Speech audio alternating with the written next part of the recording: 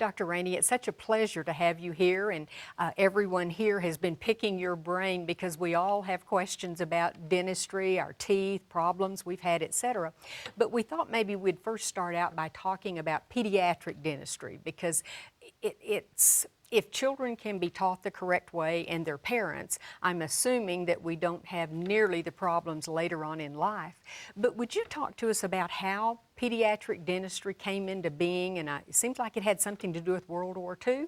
Well, that's where the entire format for dentistry today began, was in World War II.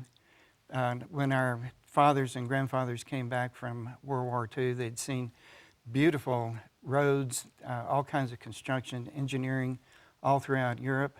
And the one factor that really changed everything was the GI Bill. But Going think to about school, it. making people, having it available. Making it available to the common person out there. And think about it, in a little less than 30 years, they'd put a man on the moon using slide rule technology and what they learned in the universities. Very few computers then. And then you look at your the interstate highway. Okay, they got that right the first time. You realize there's no interstate that has ever been abandoned. Okay, think about it. And they sat down and they wrote out the master plans for the universities, for the dental schools, for medical schools, everything. One of the things that they did not get right. And this is the generation we all refer to as the greatest Americans, the greatest generation. Right. So they have one mistake, huh? And then that was how many dentists were going to be needed. Because of the, we hit a massive epidemic of decay, starting a little bit around World War II, and then it more or less a crescendo up through the 50s, with lasting effects all the way through the 70s. And it had to do with the fact that for the first time in history, the common man out there had disposable income, and one of those things was toothpaste. One of the very first things people go out and buy. Isn't that something we just take it all for granted? And I was telling you, I think my mother was born before her time because we all grew up using baking soda, but I have to admit it didn't taste very good. And so when she wasn't looking, or if I went to a friend's house, I think we all wanted toothpaste because it just tasted good. But Absolutely. There's a problem with that, isn't there? Absolutely, because it was 30% sugar, sucrose. No wonder it tasted good. Yeah. So get up in the morning, brush your teeth with sugar, get up before you go to bed at night, brush your teeth with sugar, and see your dentist twice a year because you're sure going to need it. That's certainly the way my growing up happened. But what really causes decay or plaque? Or everybody tries to make a real boogie-boo out of sugar, okay, but that's not it. The problem is pH. It is simply pH. It's the acidity in the mouth. And then what bacteria, what microbes can take advantage of that acidity. Sugar facilitates that. So we each have a different pH level? Yes, and it changes all the time depending on what's happening within your body, what's happening to you. If you have a catastrophic event, you have to go into the hospital for some reason or another, then the oral environment tends to become acidic because we're putting out less saliva, we're not as functional as we used to be. It's not uncommon for us, and we see this 2 or 3 times a year where somebody will have a catastrophic event, major automobile accident, stroke, something like that. They are fine up until they hit the threshold. One friend of mine who I was raised with, and we had seen him the entire time I've been in practice, and we saw him in March, and I told him, you're going to have to step it up, you're getting in trouble. We saw him September, 20 cavities, and that's how fast it can happen. Oh, really? And he had not had a history of this?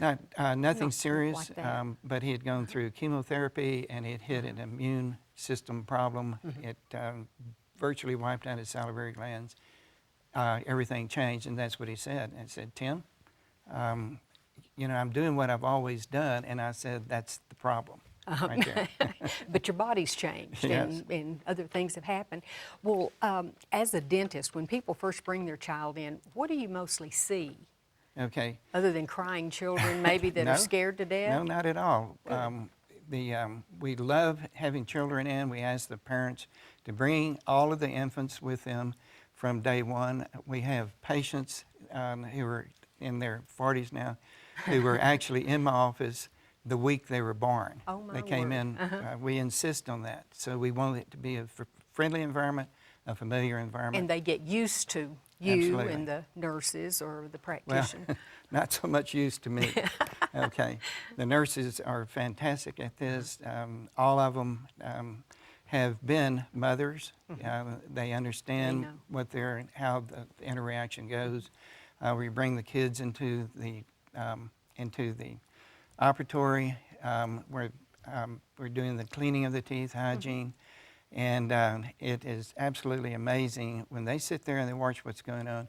You take a mirror and you go towards a 6-month-old's mouth, and they will open They their just mouth. open their mouth. They have seen it. They know what to do, particularly if we have big brother or big sister sitting there. Okay. Well, yeah, of course, they want to do the same thing that they can do. Absolutely. But you say prevention is the most effective treatment, and I think we would all like to know that, but unfortunately, I'm a good example of not having had that as I was raised. So I have lots of fillings and things that probably most dentists would scream at. As most people in our generation do. Okay, so the most important thing is being able to get into the mouth to start removing the plaque as soon as teeth come through. Even before teeth come through, you can buy the little finger cots that you can brush the teeth with. We want them to get exposed to a toothbrush as soon as possible. It's important to get in the mouth. If you think you're going to get in 2.5-year-old's mouth and start brushing, think again. Think again. That's not going to happen. Right. But when you raise them, this is something part of the routine. You take them in the bathroom, you brush big sister and big brother's teeth, you wash them going. They want to be part of that. Sure. Okay. You bet. And then we Teach 'em also young. teach the parents, you know. Well, and that's important too, because unless they have that support at home, they're not ever going to continue what they learned at the dentist. So we start with that. Let's talk more about the pH, because that's something that, how does a parent find out other than going to the dentist, but we can't go every week and have you check us? Well, there's, if you have decay, you have an imbalance in pH. You're growing the bad bugs. That's simple. That's it. Okay. And is this inherited or? It is inherited whether or not you are adopted. Oh, really? This, what we call the microbiome, follows generations, and it's shared among the family members. All of the family members will have a very similar microbiome. Now, they just did a very extensive study on 7 separate families, and what they found was not only did the microbiome match the family members, it matched the cats and the dog in the study. So it does cover everyone. Absolutely. So when 3 of those families moved, they were also looking at everything in the house, the doorknobs, the kitchen, the bathroom, everything. And the microbiome of the house changed in 24 hours to match the family. My word, I would have never thought that. Okay, so the easiest, fastest, simplest way to raise the oral pH environment and start changing the microbiome, meaning what bugs are residing there in the mouth, is by using baking soda. And everyone in the household. Everyone, Cats starting and with dogs the child. too. Well, like I say, I used baking soda a lot growing up, but it just didn't taste good. So you have addressed that problem too, and getting people to try it the first few times, I think that's what's important at a young age. And that hasn't been a problem at all. We did extensive product sampling, testing, the questionnaires and so forth, and put the materials out, probably 50, 100 different formulas, and then we narrowed it down to 8 formulas, and we did the classic blind study. Test these 8 and see which 2 you like, and everybody came out with A2, not everyone, but most people liked The majority. A2 and B2. Turned out those were the same samples. And so what we did was we put the number 1 ingredient of importance, other than the baking soda, which controls the pH, was xylitol. And most people are familiar with the short chain sugar, xylitol, how it, the pathogenic bacteria will pick it up. They can't survive on it, and so you will change the microbiome, microbes in the mouth, slowly from pathogenic to the neutral probiotic type of bacteria, which can't cause decay. We don't even know all that's going on. We just Right. need to know that it's good for us. Is this a pH tester? Yes, it is. And those are available at drugstores or any place? No, not really. Oh, We not? get these over the, On the internet. Oh, And the first one I got was over $250 Ooh. over 20 years ago. You can get them for $10 now. that's good. That's more in our We price have- range. We have 4 or 5 around the office. We can Is pick there a one up. certain time of day we should check the pH? Should we do it once a week, once a day? The one thing that I think is somewhat not of useful procedure for the patient is to try to check the pH of the saliva or so forth, or putting litmus paper in there, because we're talking about microcolonies. We're talking about biofilm, and what you have on the outside of the teeth is different from what you have on the sure. inside and what's in between. And the one that's most important is what's in between. Between. Now you get into $2,000 and $3,000 instruments with microprobes that you have to put in there. Where's the problem? The problem is the pH. And Can leaving you the lower plaque on it too much? Uh, Is that possible? No, what we're doing is we're trying to. I mean, can you raise it too much? Excuse me. No, it'd be impossible to do that. Baking soda only has, neutral is 7.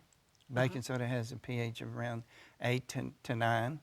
And so, and you think about how much baking soda we're using on a toothbrush, just a little bit sprinkled on it Yeah. or picking it up.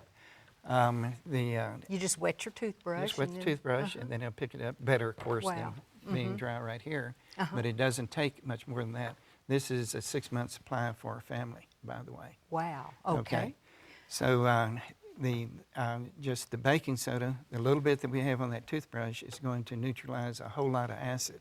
Okay, and so brushing thoroughly with the baking soda. And we really do prefer an electronic toothbrush, preferably the Sonic type of toothbrush. And again, you can get those on the internet from anywhere from $40 to $120, just Right. depending what you They're readily want available. there. Well, there's lots more questions I wish we could talk about because this is really interesting to the layperson, and the more we know and the more we educate, especially young parents, I think it certainly helps your profession down the road. Thank you, Dr. Rainey. Okay, thank you very much.